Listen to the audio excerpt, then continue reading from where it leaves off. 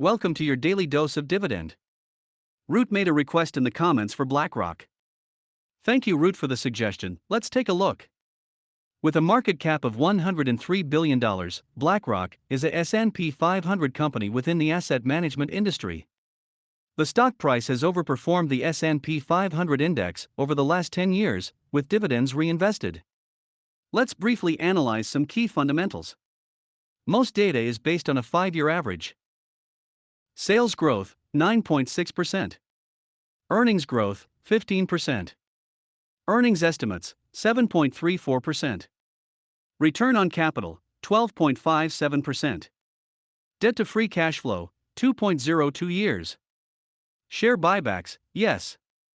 And now for some dividend metrics. Dividend yield, 2.87%. Payout ratio, 42.2%. Growth rate, 13.01%. Growth years, 18 years. That gives Blackrock 9 out of 10 points. That's an outstanding score.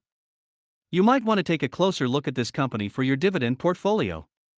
Based on historical multiples and future estimates, Blackrock is fairly valued. What's your thoughts on Blackrock in a dividend portfolio? Feel free to make a stock request in the comments regarding future videos.